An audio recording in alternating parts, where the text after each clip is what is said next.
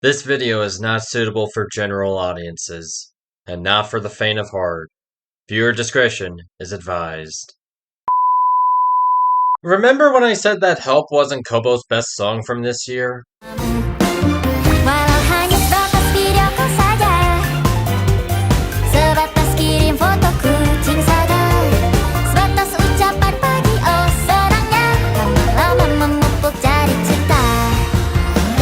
I don't have a ton to say about this one. Much like Moonlight from G.B.A.C.S.S, it's nice to see the livers on a more equal footing where they don't have to mention anything about the idol life. Sometimes all you need to do is be cute and friendly, and the assignment was understood here. It was a grower from release to now, where it made a fine addition, yada yada yada, you get the point. Next!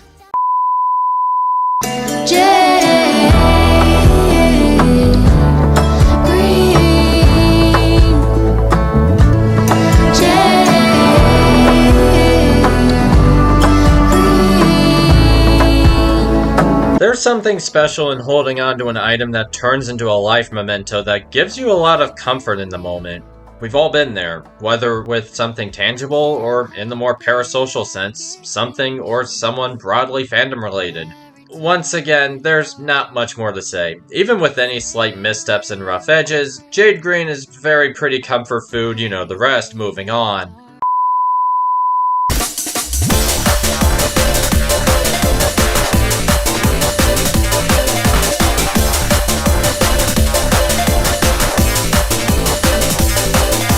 I am kicking myself so much because in hindsight, I should have given this a lot more attention.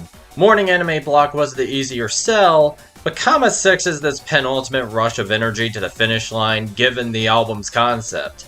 Not the only penultimate song on a NaNoRei album that feels like the culmination of his respective projects. They usually exude that kind of energy before the album closers typically let the listener come down from a decent stretch of high energy music. Though this song made the list because of its mid-song shift and brighter key change, which was so transcendent. Maybe even the best music moment of the year.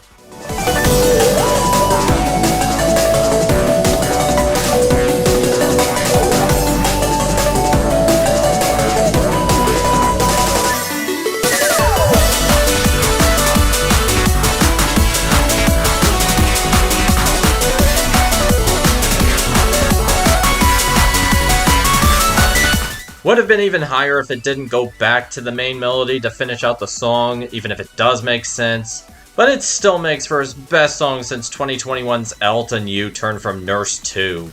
NaNoRei has made some good songs in between then and now, but this was the blossoming return that I was waiting for. Man, am I glad that I made a Phoebe ad this year. One single rose out of reach blooms in the noon. Petals burning bright on the horizon for you. Oh, god damn it. When you dwell on the past while he pounds or sweet as naturale. Though that was an unofficial character song for a game that I'll probably never touch for reasons. It's probably really good, but what can a limited guy do? Let's try this again.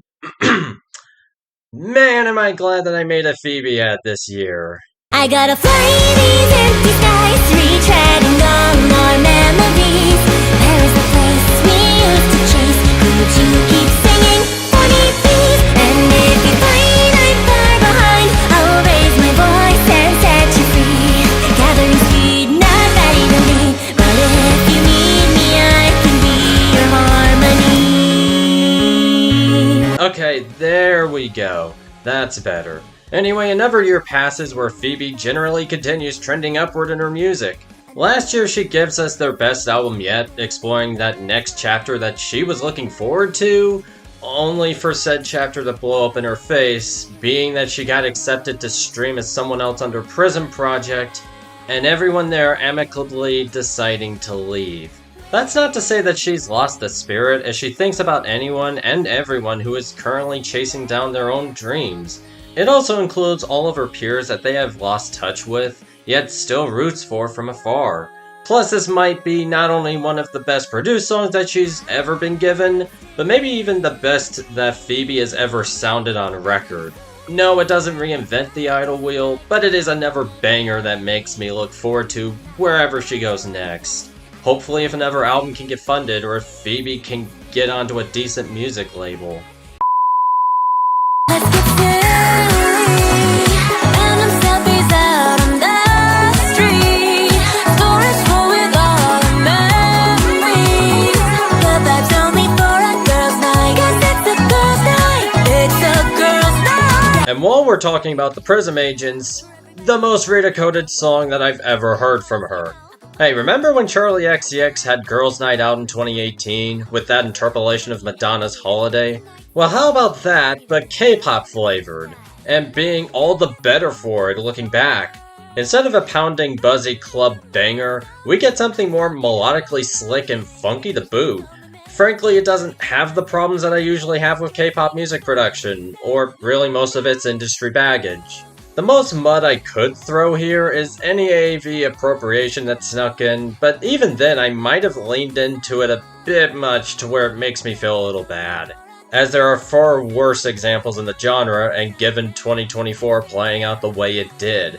Hell, with the smedge allowance that she had, Rita was able to bring on Cherelle as the song's writer, who herself has written for a few notable K-pop groups like ITZY, Neon, LE SSERAFIM, and even Twice. In fact, you could talk about how this would have been a song that Twice could have had tailor-made for them. It's certainly not far off in aesthetic. You don't see that every day outside of A-list names, and it feels like a small miracle that it happened at all.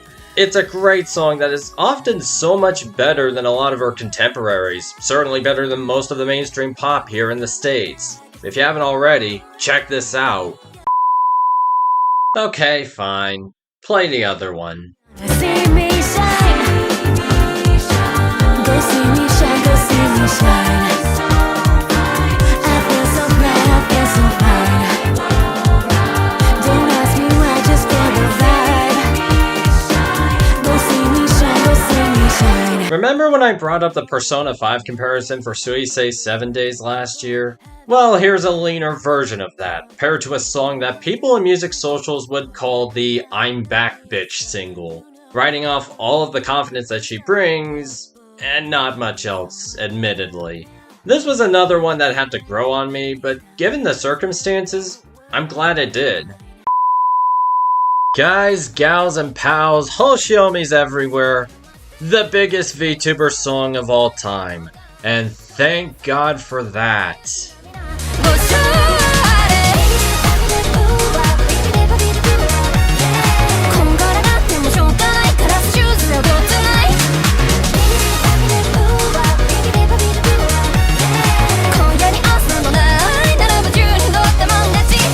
The song that finally dethroned one of the worst VTuber songs ever. In fact, the last 2 or 3 were outright disgusting and quite telling of their respective fanbases and the wider fandom at large. Granted, it still played thematically safe, tying in the Cinderella aesthetic to the idol life.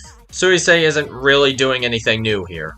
But musically, it does sound fresh, even if it brings on another comparison. Bibadiba was the better house song than Ariana Grande's Yes And, which you all probably already forgot about like the rest of the Forgotten Wasteland. It sounds just as good and has just as much confidence, but without Ariana's dismissiveness and celebrity attitude that taints the whole song. Not that I really should care about her nowadays. How it managed to become a top 20 viral smash in Japan, yes, outside of the VTuber bubble, on Billboard's chart, is something to behold. And it gives me so much hope that there can be a place where VTubers can continue to grow and live in harmony with the rest of the music industry. Of course, assuming that the baggage of both don't join together and create a future more bleak than what we have already.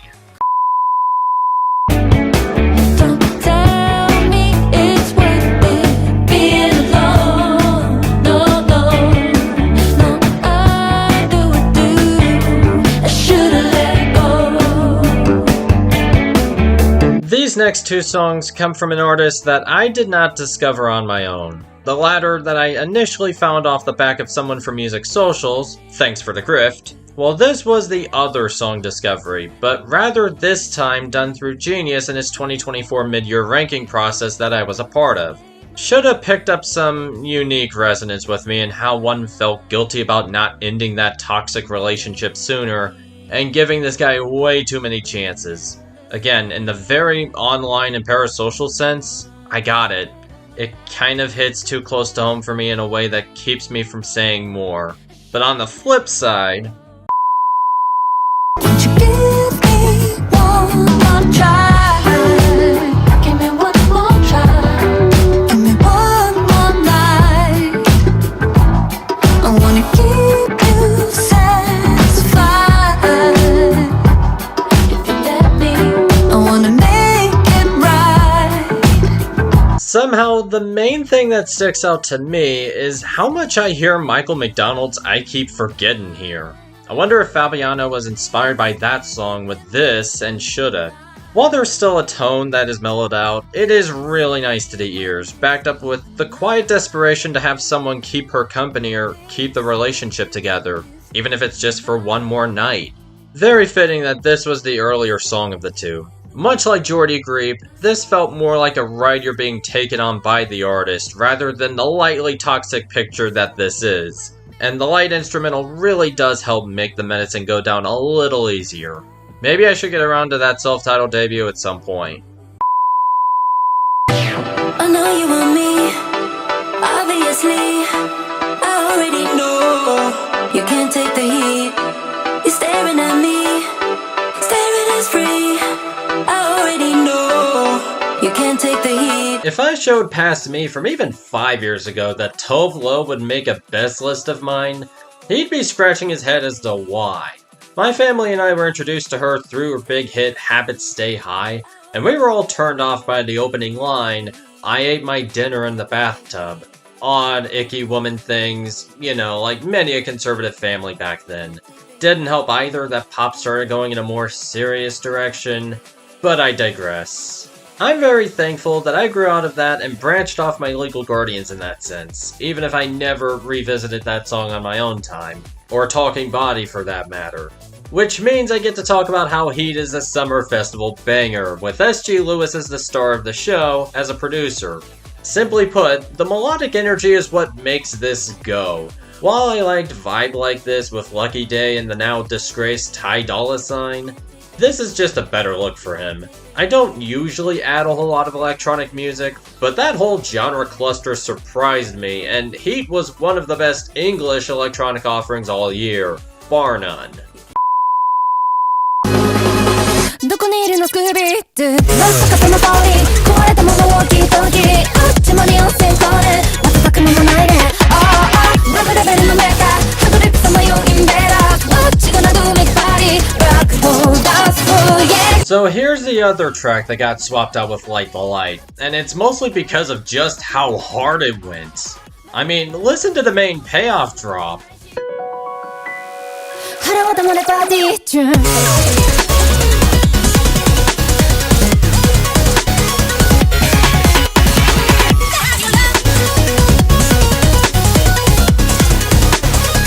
It was already a daring song that runs on pure adrenaline from the jump, even for MGO, but I must say this has to be one of Inatak's best moments as a producer of this duo.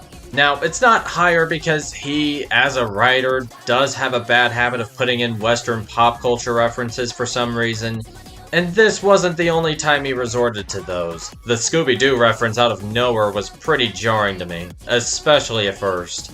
But for a song that goes for broke and bangs this hard, I gotta respect it. It's otherwise excellent.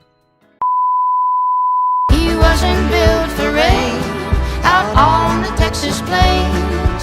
He couldn't rope or ride. He never slept outside. Although he seemed to care, he wasn't really there. His heart was on the train. He wasn't built for rain. Another song that's hard to talk about, mostly off the back of a plain-spoken, tried-and-true story of an uncertain man not yet ready to commit to a relationship. The woman in Money Train has done all that she could, as she really did care about him, but he doesn't have anything else to offer beyond the passion. He doesn't exactly want the tension or conflict that he probably knows is coming. After all, his heart was on the train. He wasn't built for rain. Cuts like a knife. every time. The time is right to feel the flame into the night. Yeah, I'm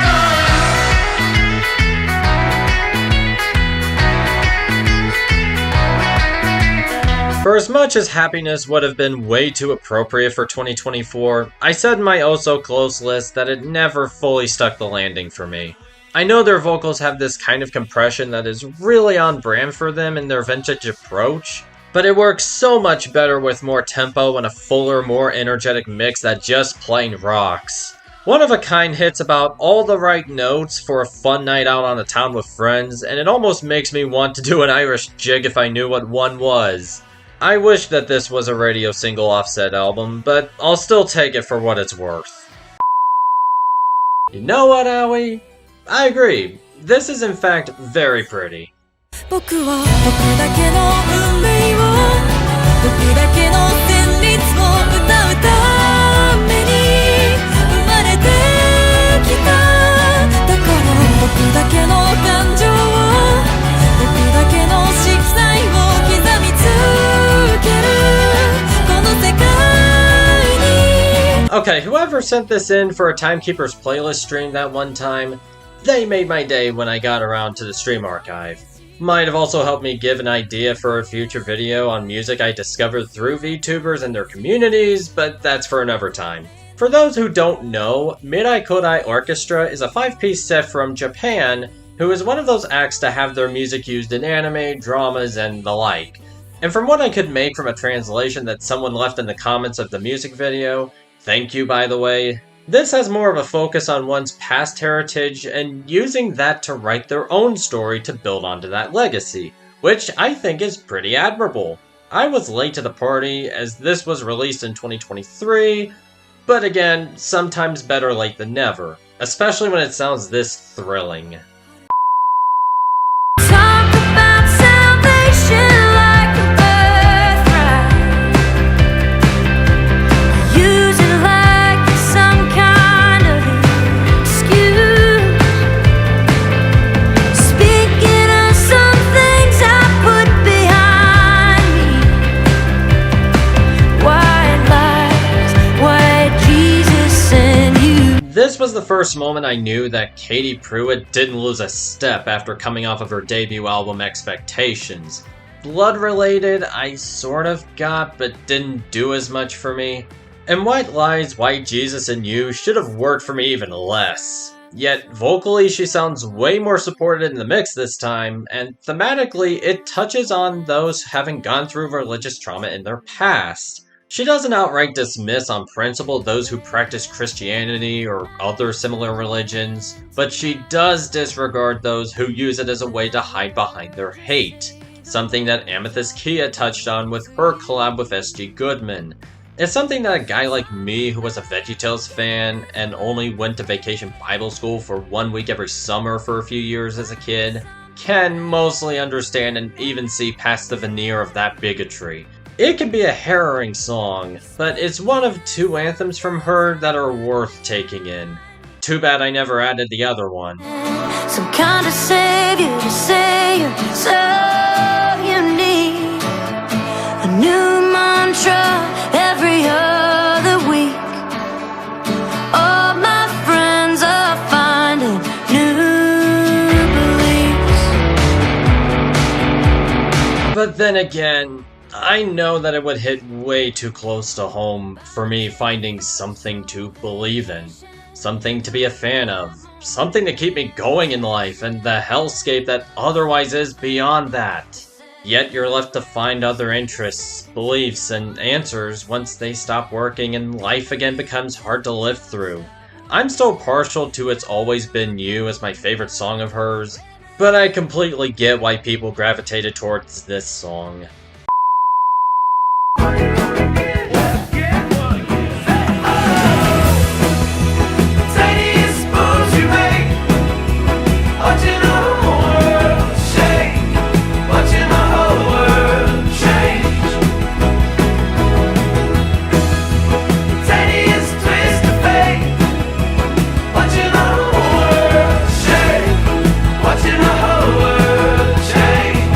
Sure, Sure, the lower fidelity and the main melody getting hammered in can be a couple of turnoffs, but then we see the return of my favorite music trope, building momentum. All for a cute love song. It all shifts into a transcendent new gear once a crescendo comes in for the final main chorus and the key change for the outro. I get why it didn't perform as well on alt and AAA radio as Modern Girl, but much like How Dare You Want More, it deserved a way better run. Last year, the Dave Matthews Band left me on the verge of tears with Monsters, which, for the record, I still added, unlike some of the other songs I listened to for curation purposes that I flat out couldn't handle. I might be developing a thing for heritage bands who could do that. And this year... Will the world brought us here if we let it now? One band made me nearly bawl like a baby. It's okay, I'm alright, it's okay, I'm alright. Keep going. Keep going to the light. It's okay, I'm alright, it's okay, I'm alright. But that might be because of how much I sorely miss this kind of optimism that makes you turn lemons into lemonade and work towards finding a more uplifting, positive moment out of an otherwise sour one. The kind of moment that has you scream about how your disappointment was immeasurable and your day being ruined. This shouldn't hit me like a ton of bricks like it did, but the gentle earnestness on display came through. And what's more surprising was that my first and largely only impression of Guster was the extremely unfunny overexcited a few years ago. That's what confuses me. In a year full of pleasant surprises, this was a big one. Some people are already calling this their song of the decade so far. Kinda hard to disagree. My hips, your hips, I'll hold forever. I'll break, hold on forever. Yeah, I give and you give till it's all that we have. You come out, feeling better, dancing for me. One of the most jubilant and vibrant songs we got all year. I feel bad for not having anything to add to the conversation, but what even needs to be said? I could spend this segment talking about how drab and mechanical mainstream pop has largely been, and how you should seek out music beyond what's being spoon-fed to you, but let's not belabor the point too much here. I already did that when talking about Hypernova Disco from Snail's House on last year's list. Nothing left but Ah, baby, slow motion for me. Why you roll a little something for me? Oh, baby, you can do it, explore me. I remember late nights with you. What you like in the morning? Aw, I don't even want to talk over this sweet love song. It's great to finally see what all the hubbub is with these two, especially R&B legend Erykah Badu. I got nothing for a song that is this straightforward, sonically rich and wholesome. Oh boy, back to the heavy shit. and God is calling. It's been years since you've been back. You can't keep what's in your hands. And God is calling. Every time I say your name, there's a wall that's in the way. I'm left speechless as to why Jaguar thought it was a great idea to send this to radio, probably only knowing that it was left to the sound of crickets from all the AAA music directors. Something this brittle and raw from him and Nicholas Jar for a song about a friend that Mustafa the Poet lost as a result of war crimes being committed in their home country. It was a bold move from the label, at a time like this where Palestinians were being slaughtered by the Israeli Defense Force, and every Zionist supporting their efforts. But I can't remember if I would have discovered this song otherwise. I was probably second-guessing myself as to whether or not I'd even touch it, but this was too important to ignore and get overly emotional about. Free Palestine, free Lebanon, free Iran, free the colonized, and free us Americans who didn't vote for the actual fascist last November. My driveway before my broken heart breaks. I'll be breaking down by the time this song song is over.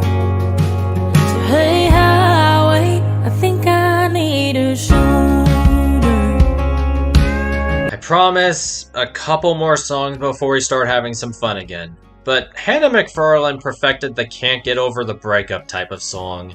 That one Keith Whitley song coming on the radio while taking that long, lonely drive home is not a new take on it, but it's done so well that it still makes me feel things. Please, Music Row, do not ruin this woman. I keep running in circles, chasing my tail. I've lost my purpose. I need some help. And sadly, we're not done with the painful breakup songs, with one about not being able to get out of your own way with your own bad habits. Even with how grateful Gary is about the relationship lasting at all. The 3-minute edit does get the point across, but the original 9-minute version with the extended outro really goes to highlight just how pathetic it is to want her back knowing that you fucked up somewhere, not just move on and learn from your mistakes. This was another case of knowing why this failed to take off as a radio single, when What About the Children with Stevie Wonder was right there as the piece of medical ad music that it was. Even if Stevie himself sounds so great this late into his career. Yeah, I got it. I'll be on the flight, B741. Forgive the fact that the mix is a bit rough and stuffy, even if perhaps intended. King Gizzard is never really known for the best mixing. However, this was to be the most fun I've had with one of their songs, even if I'm not well versed beyond some of their more recent output. There are probably more out there waiting for me. The best analogy I could come up with is if the band was brought in to make an energetic and ridiculous song for Phineas and Ferb, and any social or political commentary made just flies over my head. I'm a sucker for this kind of stuff, if you couldn't tell by my rambling, and it helps that Hog Calling Contest will go down as one of the definitive songs of the summer for me.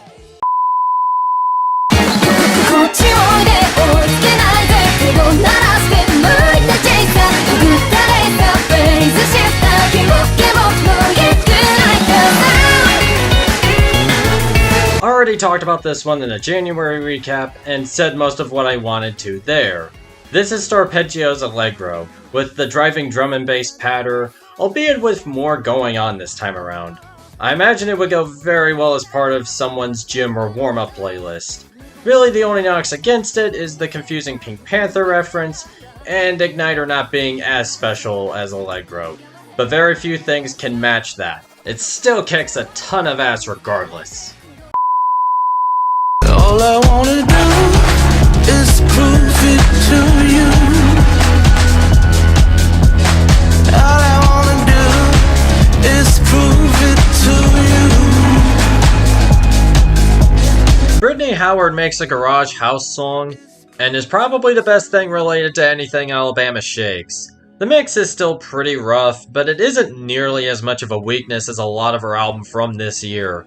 Actually, it helps provide a little more gravitas for such a driving track, as she tries to hold this relationship together and keep it from breaking apart. No joke, when I shared it to a couple people, both reactions ranged from being in flat-out awe of the song's outro, while not realizing that What Now did have smooth transitions for several of its songs, to, in their words, House is so back.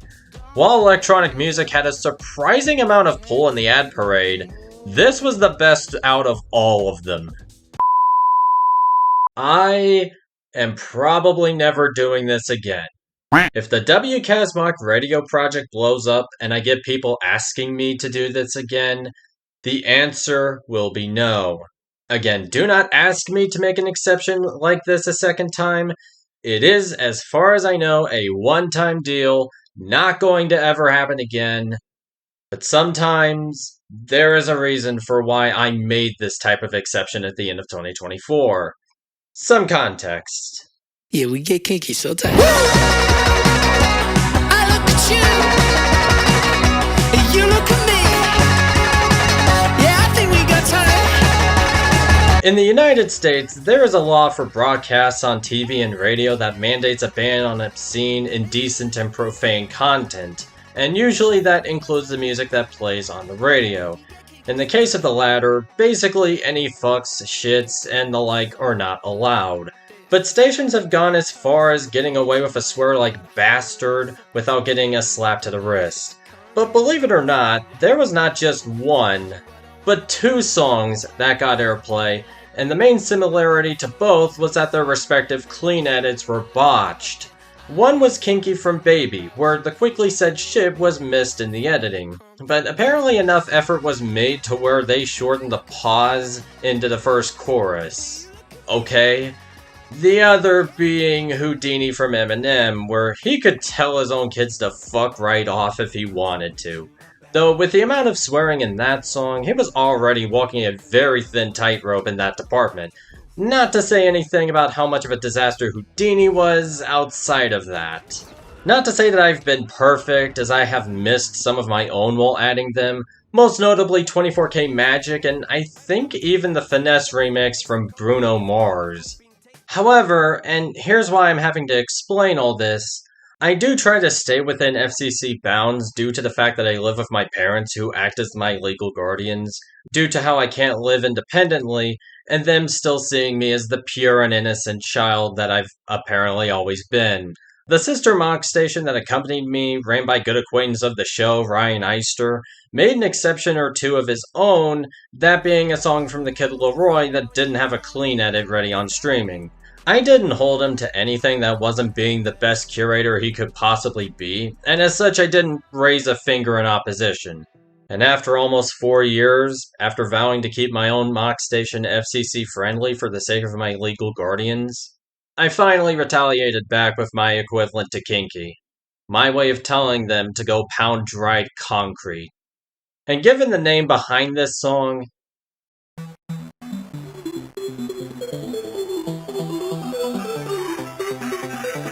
this was completely deserving of a spot-on rotation. It's part of me. Work hard, play never, get your shit together. It's your time, you conquest, put your strength till it takes all night, all day to hear them scream your name till your soul at the seams. But that's the price of a dream. Remember when I featured Alana Shikami for a lead-in to one of my entries last year? Well, Prism's Sun Goddess went back to being indie, though most of that conversation we're going to save for a later time.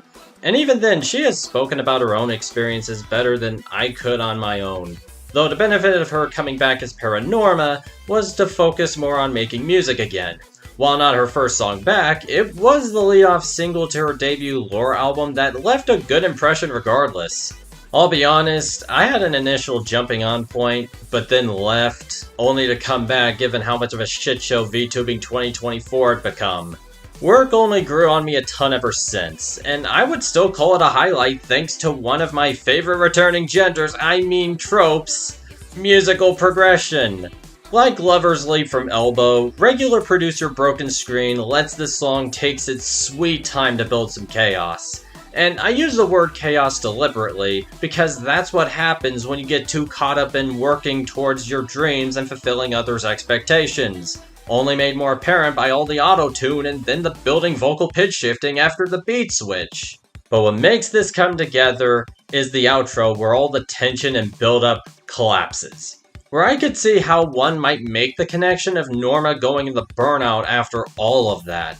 I usually think her outros can come off as clunky or needing one for the sake of a song, which in the case of the latter, I do appreciate the attempt as there are a number of songs that go viral where they never properly end or fade. Here things worked, out perfectly. Really the one knock I could give it is a need for a slightly fuller mix to emphasize the chaos, but that's me nitpicking. Norma usually strikes me as an artist that I find intriguing enough to where I can make an entire video on her discography, if I had the time and brainpower and knew where to go with it. While the abstract to that video is that she has potential that hasn't often been fully realized, Work is one of her best and most complete songs so far. Damn near the best English VTuber song of this year, and yet...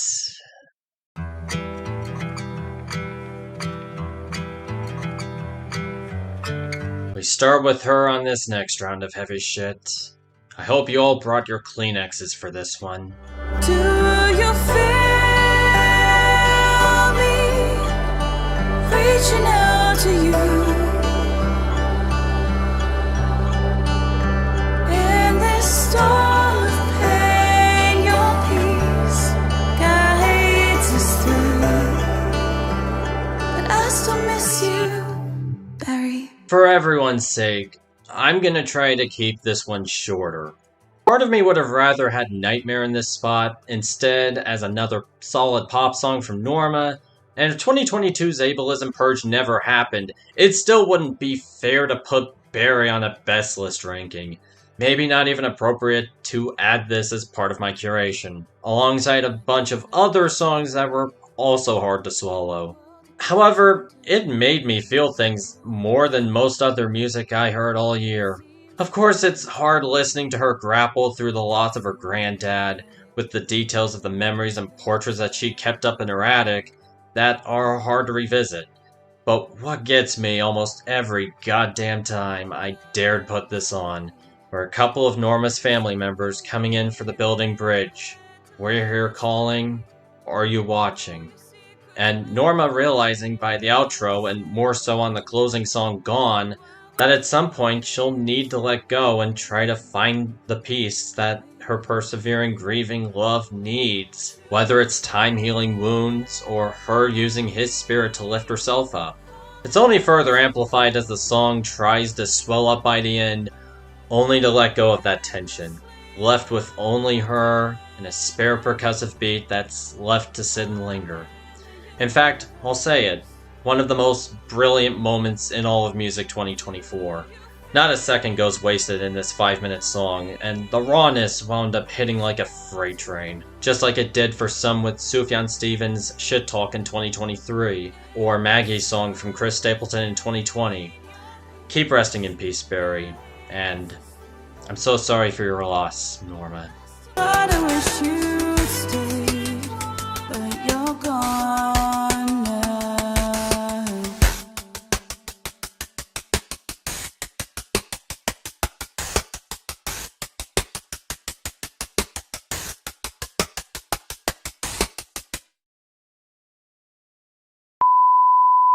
I got living my whole life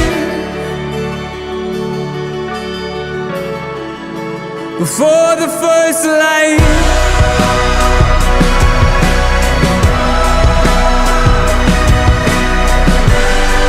I got living my whole life before the first light.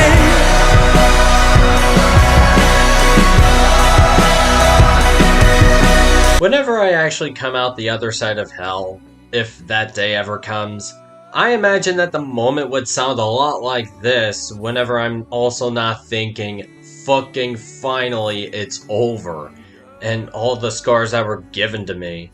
If I ever get into PNG or even VTuber streaming one day and I do this song in karaoke for the first time, more often than not it's a sign that I'm finally a free man, or at least a better person than before. Just as long as Hosier keeps his fucking mouth shut over his questionable colonization comments and trying to move on from the COVID world. Dude, maybe it's better if you just don't say anything ever again, so I don't have to cut you out of my life too. This next entry is dedicated to every fandom who has wronged me and many other people over the last few years. Why can't you just give me something? Show me this thing was meant to be. Whatever it means, Besides the stomping groove and the impeccable crescendos, it's mostly just for that chorus of telling the other person to make this relationship mean something and have it be worthwhile. And I hate that I have been stuck in his shoes for years expecting better out of people myself. This song invigorates me that much with the more dangerous side to empathy where you get the feeling way too much. Also, once again, Jacob Lusk proves to be one of the best in a sea of great black singers in modern soul right now. They're all getting left under the radar, and that needs fixing.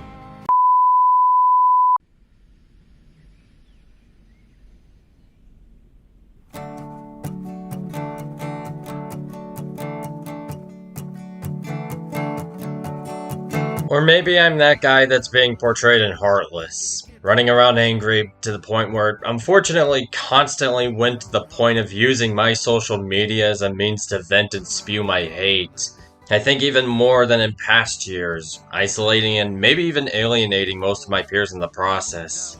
I know that I am an exhausting person to be around, given my baggage, and I'm enough of a man to at least admit that.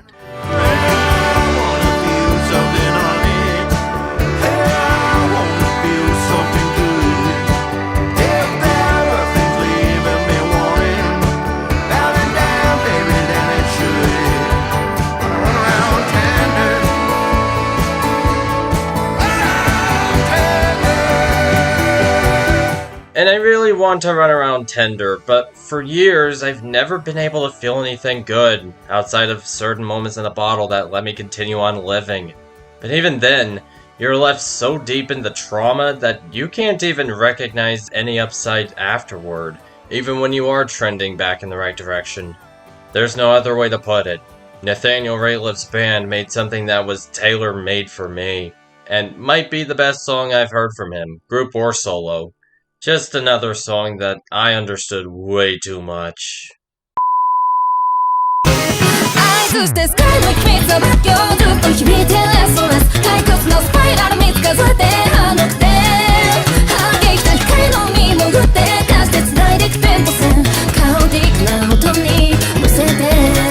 Breaking away from the heavy for a bit, January recap.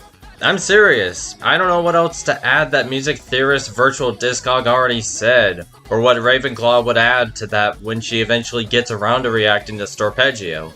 He already explained in such a way why Midnight Mission is so brilliant, and I've already said my piece on it too. The stomping piano line, the transitions, and the pre-chorus that led to a magnificent key change, and the fact that every song from Overture was referenced and it somehow didn't come off at all forced. I'm shocked that Suise and Inatak pulled that off. And outside of the drums that did peak at times, this was a pure pop clinic that, had it gone outside of the VTuber bubble, would have put the mainstream arm of the music industry on notice.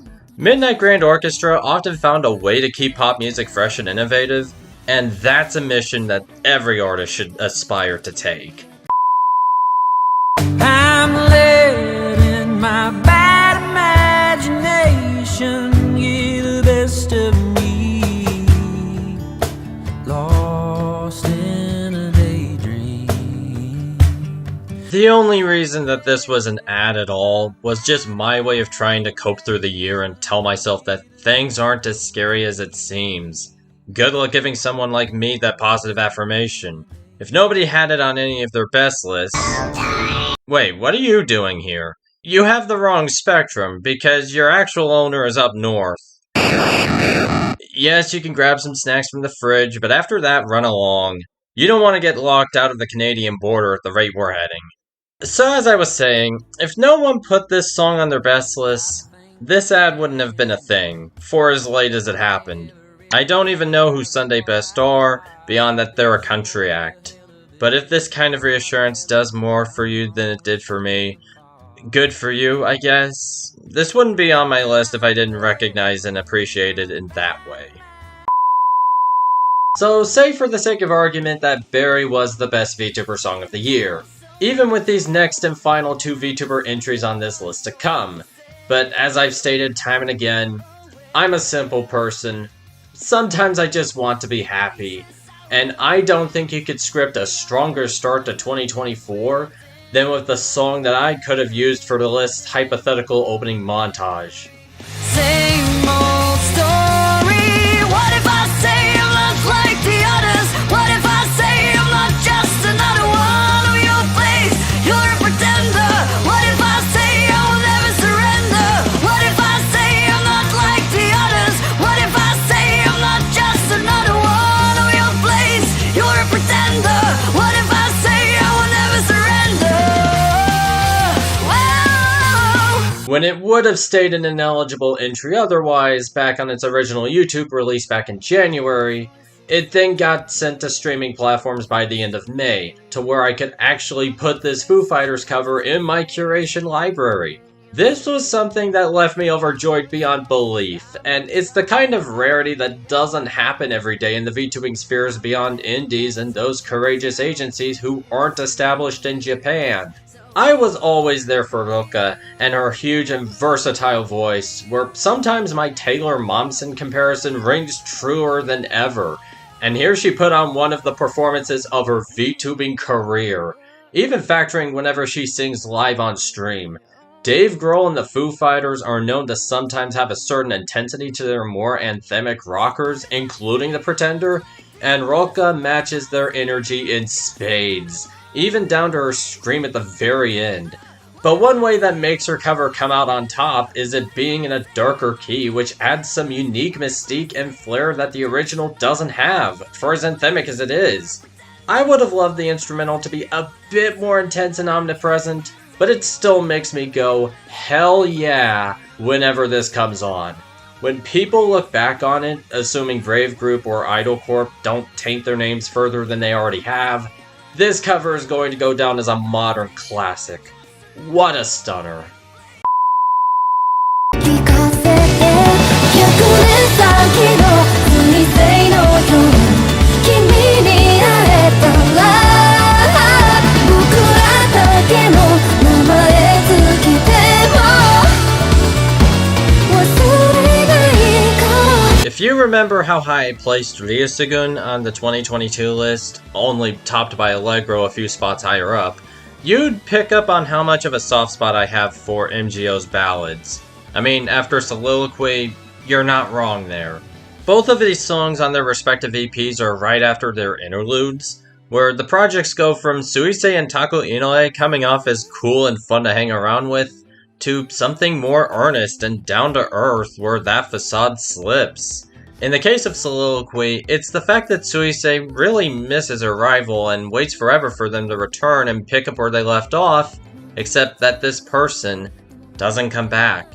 It's what leads to the more driving closer of Yororo Matsuyo, or I'll Wait for the Night when translated. This was one of those songs that really got to me more than most, and is yet another example of why Midnight Grand Orchestra is still the best thing to ever exist in VTubing. Soliloquy, the 2024 VTuber Song of the Year, even if Starpeggio came out in mid-December 2023. But you're not haunted. You just miss everything. You're not a ghost, so stop disappearing. Whoa. I alluded to Haunted on last year's list, and now here we are. But I honestly don't want to talk about it, especially now that many people already discussed it at length. It's too hard for me to talk about it, and I'm already so late to the party with these guys, so why should I even try? Though it would have made for one hell of a birthday present and a heartbreaking coincidence for coming out of a very specific and shitty situation in my life. There was this one bluegrass song I added in 2024 that had a very pro-environmental message and a very wilderness-type feel to it. Actually, most bluegrass songs have that kind of energy to them. Yeah, what was it called again? Memories go drifting by, and I'm gone into the wild. Yeah, that one. Yeah, Into the Wild was a nice one. Really nice. Anyway, here's Fox Hunt. I'm just a hunter,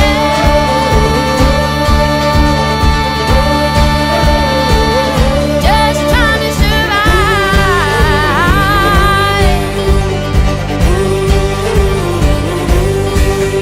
We have made it to the funnest song all year, even if it was a lead-off single in the fall of 2023 to an album released in 2024. And to bring back my favorite music trope, as well as keep this segment short because January recap, I love how every instrument takes their sweet time joining in and Sierra Farrell ramping up her holler, making this already impactful stomper into a barn-burning rager.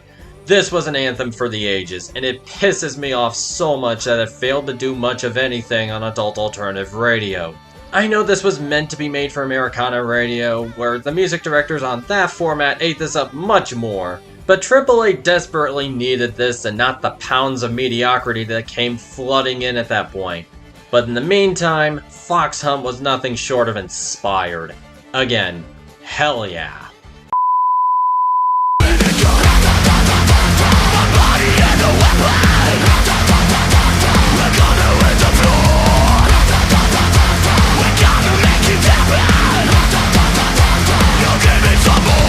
But there was one song that could have helped the year even more, particularly in the back half, which takes us to the final ineligible entry of this list. I just didn't expect it to come from Electric Callboy joining forces with a kawaii metal group. And to be clear, I'm left in the dark about Callboy's music, and know them more for their name change by way of appropriated slur. Same goes for baby metal, even with the excuse of not dipping my toe in the Japanese music until this decade. But like with Fox Hunt, even if this coasts on energy, it bangs so hard. Active Rock Radio really missed out on this one. They really had to retreat back to the familiar names and toxic masculinity. How surprising. Top 4 last year. Top 7 this year. Have I made it clear yet that 2024 was a shit year? Because no, Rita, a hopeful heartbeat does not in fact beat louder, and no, Jamie, the world isn't worth keeping. You two and every other believer before and after is a goddamn liar. And I say that knowing that I love the both of them and what they do. And 2024 was the year that I stopped trusting the process, and devolved to your standard Spectrum brand of shocked rage, disgust, and apathy that led to almost trying to burn as many bridges as I possibly could, maybe more than usual. While Doki and my misguided Project 2025 tweet might have started this most recent era of it, my number 7 pick was where I'd rather revel in degrading loser shit behavior and call myself the R-slur at every possible opportunity.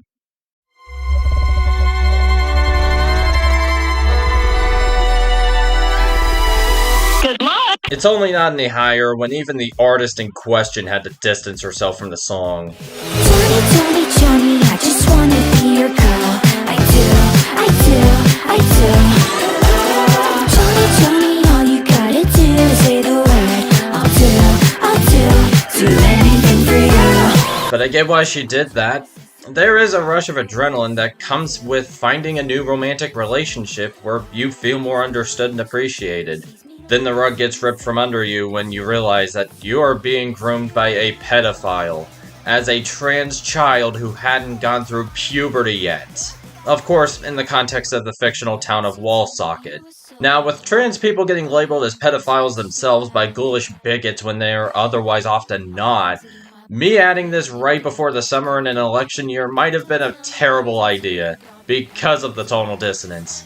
In fact, H.D. Hayes' reaction to the song when he covered the album pretty much got the gist of a harrowing horror story that had some bounce and oomph. If someone from the music circles didn't bring this song to my attention, the seed wouldn't have been festered and grew into something for 3 months. Even if that person didn't have a problem with it, or perhaps would have found it extremely funny if radio stations picked it up. At least a station like WEQX Albany had the decency to go for locals girls like us instead. Consider that an ineligible entry, but in a different timeline where the outro was cut, I might have also gone for it. Again, I get why April Grey doesn't want to associate with this anymore, but I still think she came through. My only recommendation against it is to not mosh or jam to it though. That might defeat the whole purpose of the song.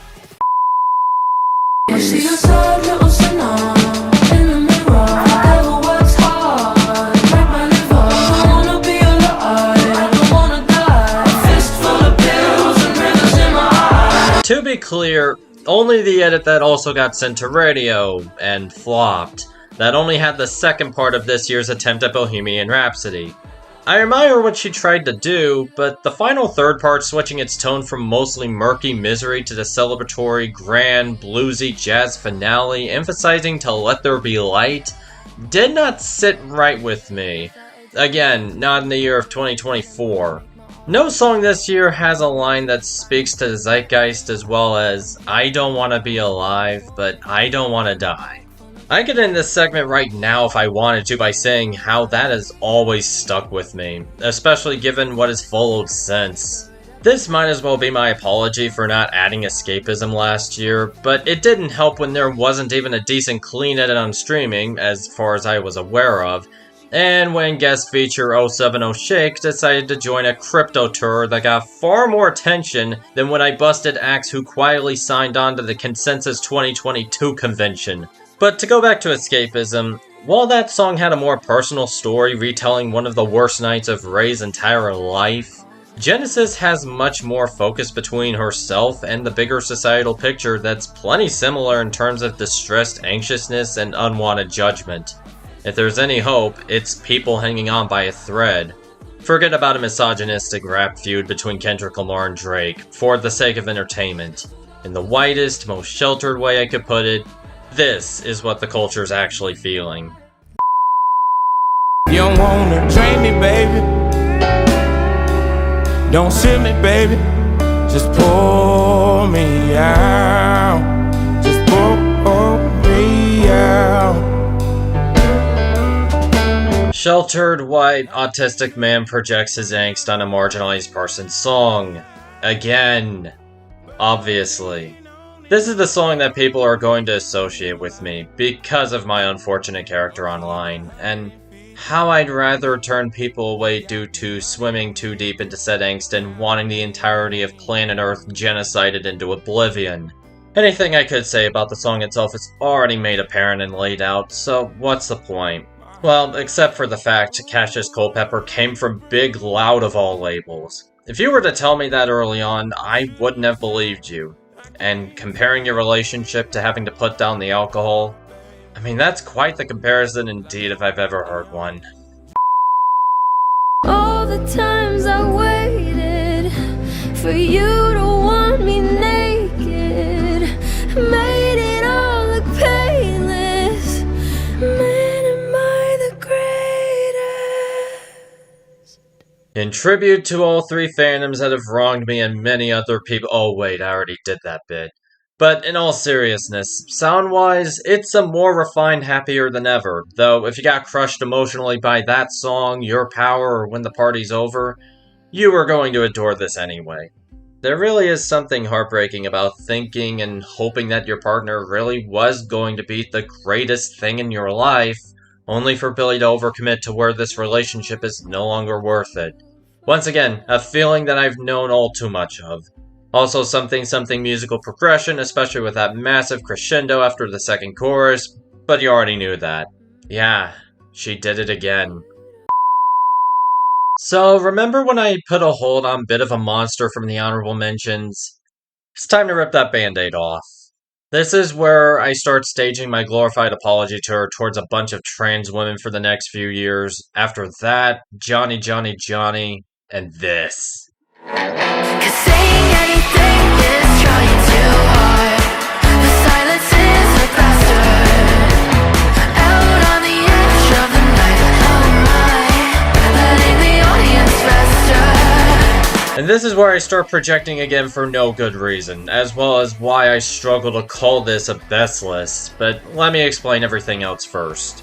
I know this is a deep cut and not one of the two singles before release, but when I heard this one on the Talk of the Charts weekly recommendations meetup, the person who put forward Survivor's Guilt said that it was one of the more approachable songs on the album. And on sound alone, I could see why, where the fuzzy noise didn't kick in until the final minute of it. It's otherwise a very groove-driven post-punk song that is much murkier and darker than something that Foals, Pottery, or Paramore would come out with. I mean, I don't even think active rock stations would even touch this since they don't play more challenging or noisier rock and metal to begin with. No, it was the theming that stuck out to me. Even if it was, ironically, one of the more stomachable songs I heard where I'd rather pretend to chug down a bottle of beer or some whiskey. Guess that's the case when it does sound like a violin earworm. Literally. And that's about all I can muster describing it, before I no longer understand what I'm talking about. All I can say is that whenever I feel like I reinforce the worst impulses and fears of being an abusive monster towards others, well, perhaps it's more of a haunting dread about my future that's been getting bleaker with time. when I worry about myself and some of the vile non-discriminatory hate I projected out in public. It's a potent song, to be sure, but even I knew from the jump that it was outright abusive of me as a curator to put it in. It wasn't about putting this in on a weaker year for the Vox station.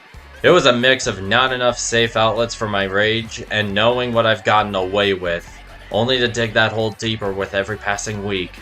Maybe to the point where I thought sometimes that I was beyond help. This was the year where any veneer of standards and attempts to rebuild some semblance of sanity in my life went out the fucking window. Like it was a prophecy fulfilled. Can't wait to do this all again next year. I'm honestly kind of speechless with this one. さながらパーティー奏でるハッピーボイスの ABC からにも言えない不甲斐ない僕定まってまるでパーティー相手のパンピー語彙力スカッティン助けてファンキーミュージック夜を救ってくれよ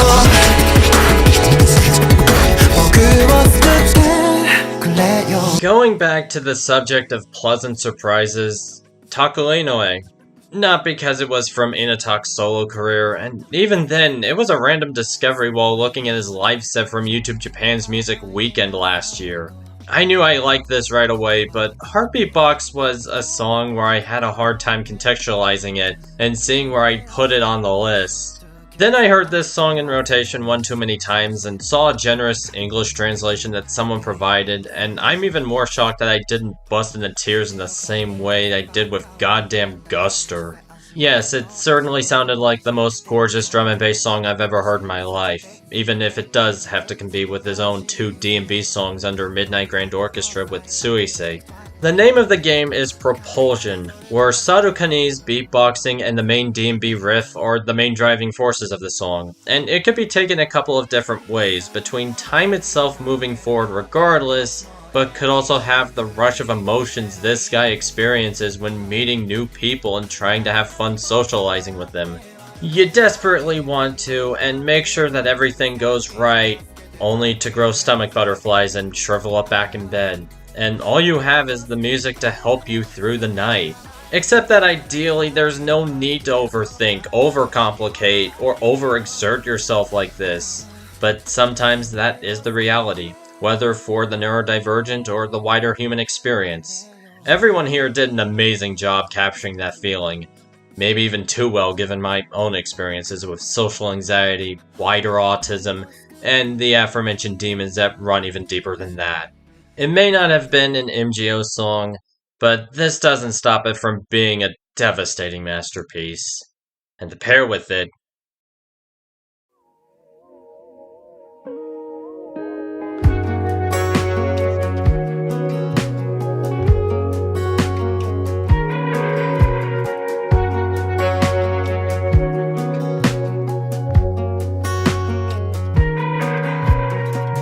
sometimes a grand, forward-thinking, even nerdy artistic statement has its place among the very top.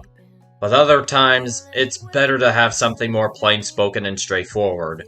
When I previewed Katie Pruitt's album, Mantras, I knew that there wasn't going to be anything else up atop this list.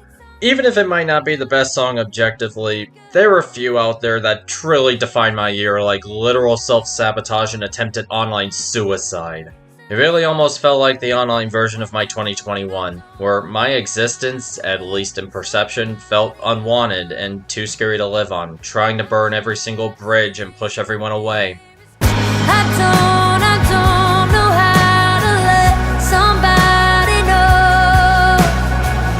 I try to scream, but fear has got me by the throat. And if I'm being honest, getting out of that cycle is easier said than done. It takes a lot of work, often over a long period of time, where people either don't want to or cannot commit to it.